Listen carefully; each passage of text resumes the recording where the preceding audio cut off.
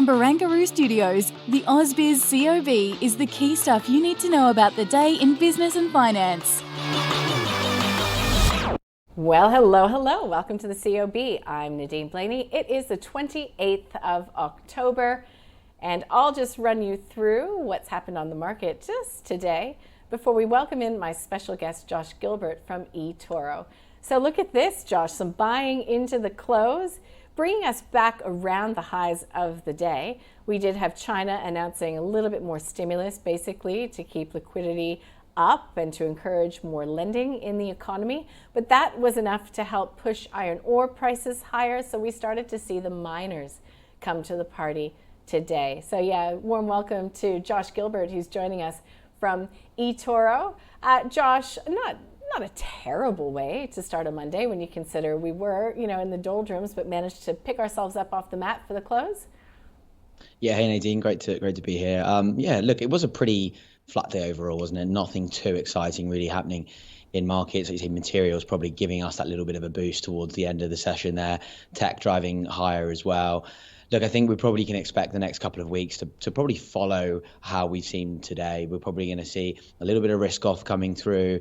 Volatility is probably going to pick up over that time as well. And see a bit of repositioning. It's a massive couple of weeks. It really is. You obviously got US elections coming in. We've got massive earnings, massive macro this week. And then into next week, we've got the Fed's rate decision as well. Locally, we've got CPI. So a lot to sort of digest for investors. So they're probably taking a little bit of foot off the gas today and just sort of sitting back. Yeah, no big surprise to see some profit taking in this environment. I'll run us through our three themes of the day. Josh touched upon a lot of them. Iron ore, so we did see iron ore prices swing back to life today. Well, there's always a loser, and that potentially today will end up being the big banks. Interesting that I had a chat with Michael Gable from Fairmont Equities earlier. He said the reasoning always goes that you give to the miners, take from the banks, but he had two charts, ANZ and CBA, which I think he was saying disprove that theory. You can find the trade online at ausbiz.com.au. And then top tech. So today tech was one of the best performing sectors, as Josh was just alluding to. However, we also have big tech reporting on Wall Street throughout this week. Here's even WiseTech Global managing to finish in positive territory. Richard White, the CEO, as you well know, is no more. Here's a look at the big miners, which again did come to the party in a pretty big way for BHP, up by about 2%. Fortescue putting on close to 1.9%, and even Mineral Resources. So in the news today, we'll get that report going to the board on the alleged tax evasion from Chris Ellison. Still, Mineral Resources shares up by 1.25%.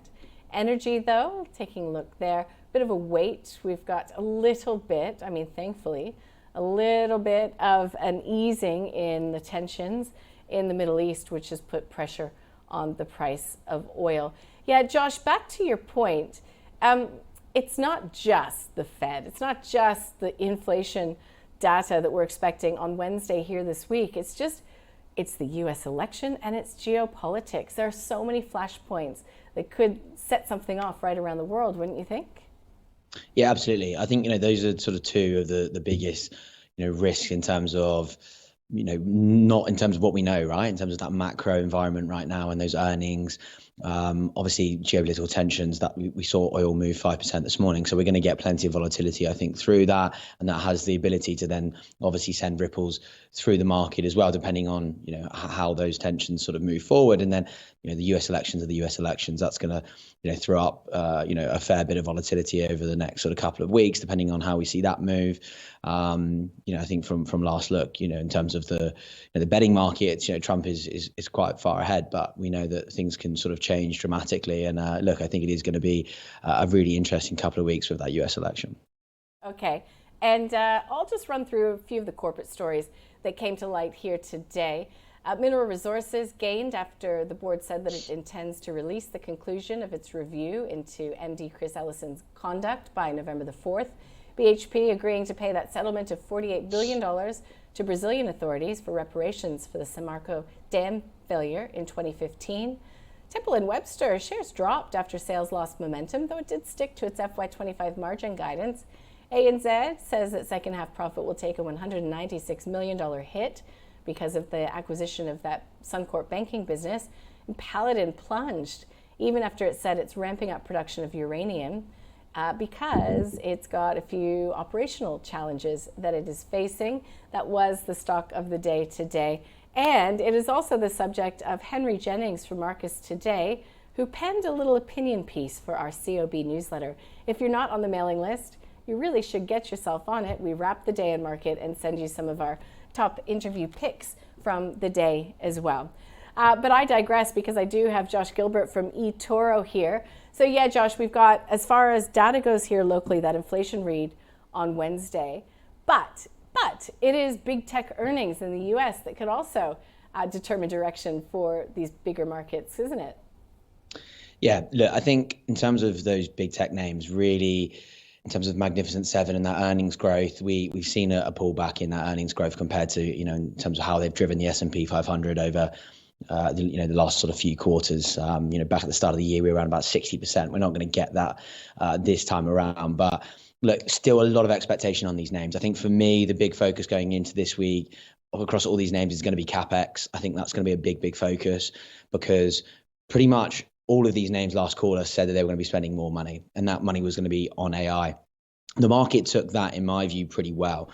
But I think when that changes, if we get a lack of deliverance, if we're not sort of seeing that coming through on bottom lines, on the top lines, if we're not sort of starting to see AI really come through for these businesses, I think it will make some investors sort of pretty nervous. And you go back to Meta and the spending they had in terms of Reality Labs.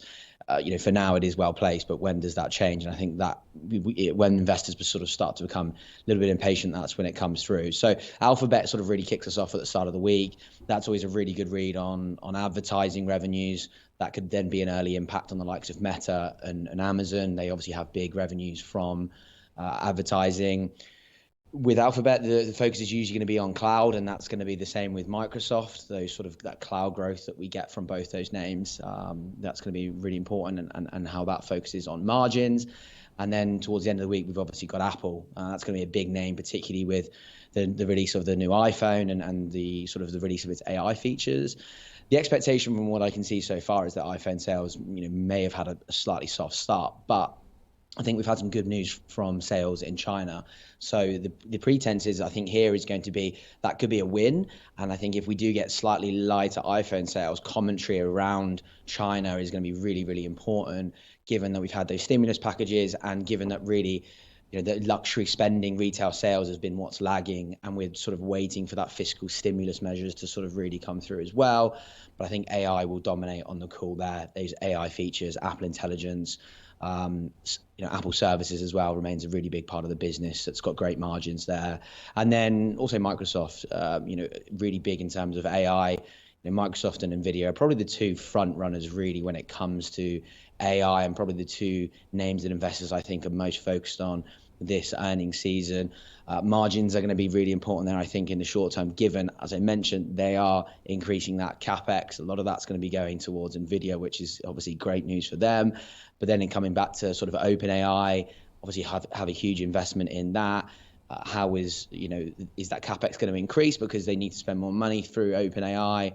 And then, as I mentioned a moment ago, Azure growth there is going to be very, very important as well. So I think that's really the rundown. And then if we just wanted to finish it off with Amazon as well, I think a focus for me for Amazon is going to be that AWS business, and maybe any commentary around retail sales as well. That will give us a nice sort of view into sort of how consumers are particularly holding up. But Amazon's retail business, it's the revenue driver, but it's not the money maker. The money maker is AWS. That makes a huge portion of profits. So I think, again, conversations around AI there is going to be really in focus. But I think positivity around AWS, and if retail sales stay strong for them, then that should be pretty positive. And as I mentioned, they've got a growing advertising business, and if that does well, that should support margins also. Sort of makes our local AGM season pale in comparison, doesn't it? But still, I was speaking with a guest earlier who pointed out that we will be getting some quarterlies as well, not just from the smaller end of the market, which we saw today with Temple & Webster. We saw it with Raise Invest. SiteMinder as well did pretty well off the back of its update. But also, we get quarterlies coming from Kohl's and Woolworths. Has there been any sort of a theme that you can pick from some of the trading updates that we've been getting here locally, Josh? Yeah, I think AGMs can sometimes, we can maybe look over them slightly, but they can be, quite important in some cases. We had Qantas obviously last week hitting that record high, some positive commentary around oil prices, better than expected revenues potentially on the domestic side. So I think it's quite important to sort of really keep an eye on that.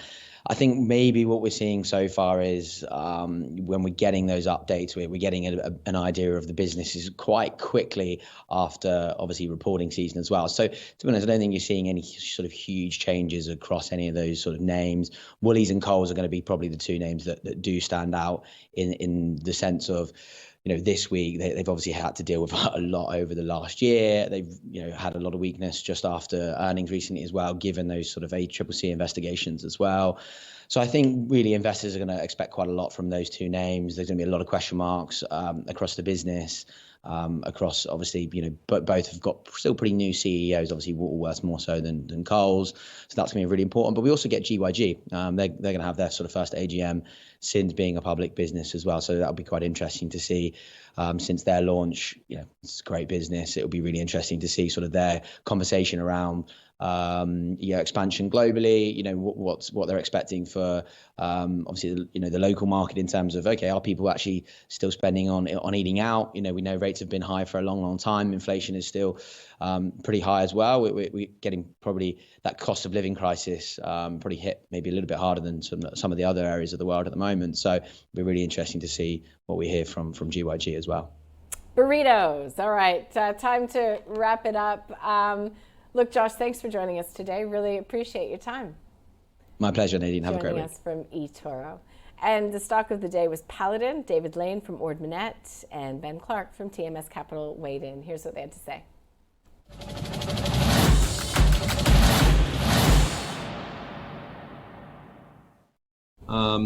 The announcement today didn't read too badly, although I suspect that the market is probably looking at the cash flow and the fact that they do have $55 million of cash, but based on my rough calculations, that might last them for 4 quarters based on the current production. But with that Langer Heinrich mine going further down the path of production, they may need more cash relatively soon. So I think that could be part of the reaction that the market's had to today's announcement. And we've seen it with the lithium stocks, and we've seen it with, it's not just uranium as a commodity, although I do believe uranium is a lot more technical when you're going into a ramp up of a mine, particularly a mine that's been closed for many years. And I just think it's inevitable that you're going to get issues as the mine comes back on track.